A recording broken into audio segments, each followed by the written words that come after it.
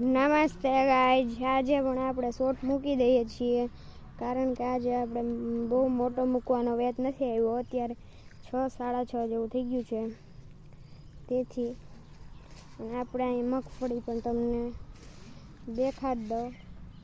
તો અહીંયા રહે આપણી મગફળી અને આની અંદર આપણે ડોડવા આવી ગયા છે કે નહીં તો આપણે જોઈએ.